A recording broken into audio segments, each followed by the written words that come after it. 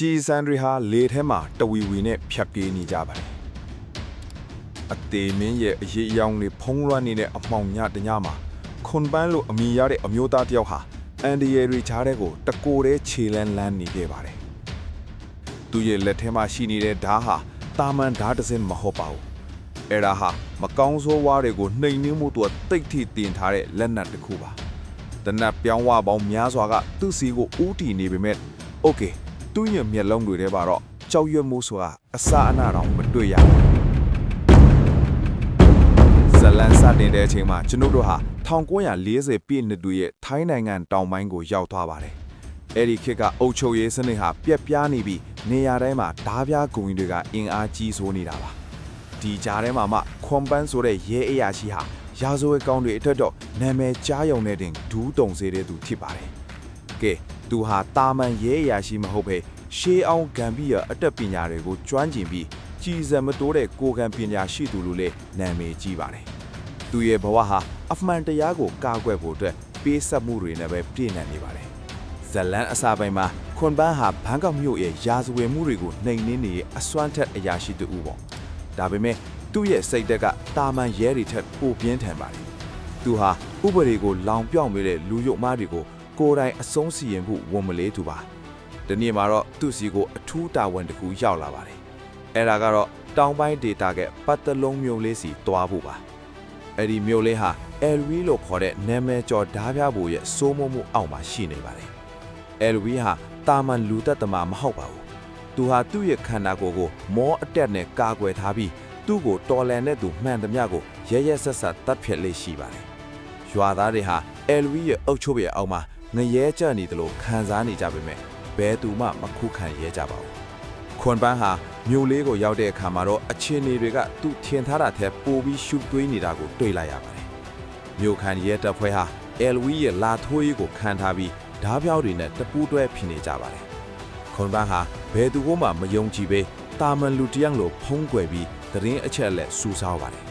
သူဟာအစောပိုင်းမှာမြို့ထဲကနာမည်ကျော်စားတောက်ဆိုင်တစ်ဆိုင်မှာအလုပ်ဝင်ရင်းအယ်ဝီရဲ့လူယုံတော်တွေကိုစောင့်ကြည့်ပါတယ်အဲ့ဒီမှာသူဟာအယ်ဝီရဲ့ရဲရဲဆက်ဆက်မှုတွေကိုကိုယ်တိုင်မြင်တွေ့ခဲ့ရပါတယ်ဓားပြောင်းတွေဟာရွာသားတွေရဲ့ပိုင်ဆိုင်မှုတွေကိုလူရက်ယုံနေမကသူတို့ရဲ့ဂုံတိတ်ခါကိုပါဖျက်ဆီးနေကြတာပါကဲနောက်ဆုံးမှာတော့ခွန်ပန်းဟာပထမဦးဆုံးအကြိမ်ဖြစ်အယ်ဝီရဲ့လက်ယုံတစ်ယောက်ကိုစိန်ခေါ်တော့ပါတယ်အဲ့ဒီတိုက်ပွဲဟာလမ်းပေါ်မှာတင်ဖြစ်ပွားခဲ့တာပါရွာသားတွေဟာကြောက်ရွံ့စွာနဲ့ပုံအောင်ကြည့်နေကြပါတယ်ခွန်ပန်းဟာတနတ်ကိုမသုံးပဲသူ့ရဲ့မော်ဝင်ဓာတ်ကိုသာသုံးပြီးရန်သူကိုနှိမ်နှင်းပါတယ်ရန်သူကြည်စံတွေဟာခွန်ပန်းရဲ့ကိုရှိမှတင်လမ်းလွဲကုန်တာကိုမြင်တဲ့အခါမှာတော့တမျိုးလုံးတုံ့လောက်သွားပါတော့တယ်ဒါဟာဒီမျိုးလေးကိုကယ်တင်ဖို့ရောက်လာတဲ့နက်မင်းတစ်ပါးလို့ရွာသားတွေကမျှော်လင့်လာကြပါတယ်အယ်ဝီဟာဒီသတင်းကိုကြားတဲ့အခါမှာဒေါသတကြီးနဲ့ခုန်ထွက်လာပါတယ်သူဟာခွန်ပန်းကိုတတ်ဖို့အတွက်သူ့လေအစွမ်းထက်ဆုံးမောပညာရှင်တွေကိုစူးစီးပါတယ်သူတို့ဟာခွန်ပန်းကိုအာယုံလွဲဖို့အတွက်ရွာသားတွေကိုဓားစာအန်ဖြန့်ပြီးနှိပ်စက်ကြပါတယ်ခွန်ပန်းဟာသူ့ကြောင့်ရွာသားတွေဒုက္ခရောက်နေတာကိုမြင်တဲ့အခါမှာတော့သူ့ရဲ့စိတ်ဓာတ်ကပိုပြီးပြတ်သားလာပါတယ်โอเคသူဟာအစိုးရရဲတွေရဲ့အကူအညီကိုမဆောင်တော့ပဲတစ္ဆာရှိတဲ့လူနယ်အချို့နဲ့အတူအယ်ဝီရဲ့အဓိကခန္ဓာကြီးစီကိုခြိတက်ပါတော့တယ်လန်ခီမှာခွန်ပန်းဟာကံပီရထောင်ချောက်ပေါင်းများစွာနဲ့ရင်ဆိုင်ရပါတယ်တောနဲ့အထက်ကထူးဆန်းတဲ့အထာလေးဝိညာဉ်ပုံရိပ်တွေနဲ့အစိတ်ငွေတွေဟာသူ့ကိုတားဆီးဖို့ကြိုးစားကြပါတယ်ဒါပေမဲ့ခွန်ပန်းကတော့သူ့ရဲ့ဆရာသမားတွေသင်ကြားပြီးခဲ့တဲ့ဂါထာတွေကိုရွတ်ဆိုပြီးအမောင်တို့ကိုဖြိုခွဲပါတယ်သူဟာအသက်နဲ့ရင်းပြီးတောနဲ့ထဲကိုတိုးဝင်လာခဲ့တာပါတစ်ဖက်မှာလည်းအယ်ဝီကသူ့ရဲ့နောက်ဆုံးအစီအစဉ်ကိုပြင်ဆင်နေပါတယ်သူဟာလူသက်တွေကိုရစစ်ပူဆိုပြီးသူ့ရဲ့တိတ်တီအစွမ်းကိုအမြင့်ဆုံးရအောင်လုပ်နေတာပါဒီကြားထဲမှာခွန်ပန်းဟာအယ်ဝီရဲ့ညီမဖြစ်သူနဲ့မမျှော်လင့်မဲ့ဆုံတွေ့ခဲ့ပါသေးတယ်သူမရဲ့အကိုဖြစ်သူရဲ့ရက်ဆက်မှုတွေကိုမနစ်မြုပ်မဲ့လဲမိသားစုတန်ရောစင်ကြောင့်ကြားညံ့နေရသူပါခွန်ပန်းနဲ့သူမကြားကတင်မာမှုတွေနားလည်မှုလွဲမှုတွေဟာဇက်လန်းကိုပိုပြီးစိတ်လူရှားဖို့ကောင်းစေပါတယ်ကဲခွန်ပန်းဟာသူမကိုတတ်ဖို့အခွင့်အရေးရပေမဲ့လည်းမတတ်ဘဲလွတ်ပေးခဲ့ပါတယ်ဒါဟာခွန်ပန်းရဲ့တရားမျှတမှုအပေါ်ထားရှိတဲ့ခိုင်မာတဲ့မူဝါဒကိုပြသလိုက်တာပါပဲဇက်လန်းရဲ့အရှိန်ဟာအမြင့်ဆုံးကိုရောက်လာပါပြီခွန်ပန်းဟာ Elwi ရဲ့စခန်းတဲကိုအောင်မြင်စွာဝင်ရောက်နိုင်ခဲ့ပါပြီ။အဲ့ဒီမှာသူဟာ Elwi နဲ့မျက်နှာချင်းဆိုင်တွေ့ကြပါတယ်။ Elwi ကသူ့ရဲ့အစွမ်းထက်လာတဲ့ဓာတ်ကိုဆွဲထုတ်လိုက်ပြီးခွန်ပန်စီကိုလက်စီလိုအရှိန်နဲ့ပြီးဝင်လာပါတယ်။သူတို့နှစ်ယောက်ရဲ့တိုက်ပွဲဟာတာမန်တိုက်ပွဲမဟုတ်ဘဲမြေကဘာကိုတုံခါစီတဲ့မောဝင်စစ်ပွဲကြီးတစ်ခုပါ။ဒါချင်းထိကြိုင်မိတိုင်းမိပွင့်ထွက်ပြီးလီဒူထဲမှာဂမ်ဘီရအတန်ကြီးဟာပဲ့တင်းထက်နေပါတယ်။ခွန်ပန်ဟာဒဏ်ရာရလာပါတယ်။သူ့ရဲ့ခန္ဓာကိုယ်ကနေသွေးတွေစီးကျနေပြီမဲ့โอเคသူ့ရဲ့စိတ်ဓာတ်ကတော့ပိုပြီးတက်ကြွလာပါတယ်။သူဟာသူ့ရဲ့မျက်လုံးတွေကိုမှိတ်လိုက်ပြီးလောကရဲ့အတန်တွေကိုနားထောင်ပါတယ်။အဲ့ဒီအခါမှာတော့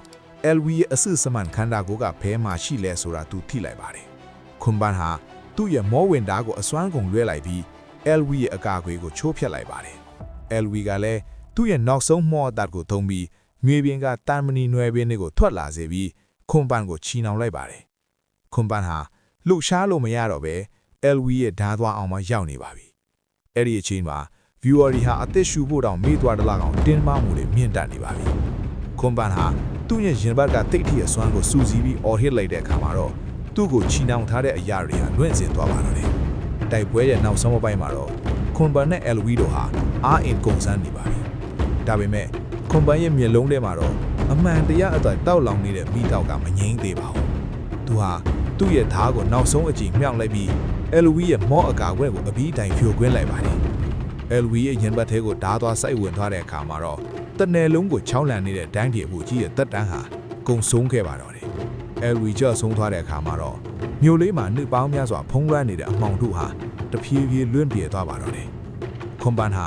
အမောတကောနဲ့မြေကြီးပေါ်မှာထိုင်ချလိုက်ပါတယ်။သူ့ရဲ့တာဝန်ပြီးဆုံးသွားပါပြီ။ဒါပေမဲ့သူသိပါတယ်။လောကကြီးမှာအမတာရွေးရှိနေသေး၍သူ့ရဲ့ခရီးစဉ်ကတော့ဆုံးမှာမဟုတ်ဘူးဆိုတာပါ။ဇလန်သိပိုင်းမှာတော့ခွန်ပန်ဟာမြို့လေးကနေတိတ်တိတ်ဆက်ထွက်ခွာသွားပါတယ်။သူဟာသူ့ရဲတဘော်ရားကလိုဂုံးပြူခံချင်တာကိုမလိုလားပါဘူး။သူဟာသူ့ရဲ့မြင်းပေါ်ကိုတက်ပြီးနောက်ထပ်အမောင်တို့ပုံးလန်းနေတဲ့နေရာတွေကိုရှာဖွေဖို့ထွက်ခွာသွားပါတော့တယ်။သူဟာအမှန်တရားရဲ့ကိုးပါးစွာလူရောင်မှန်တရဲ့6အိမ်မှန်အထိတမိုင်းမှာထာဝရကျန်ရှိခဲ့ပါတော့မယ်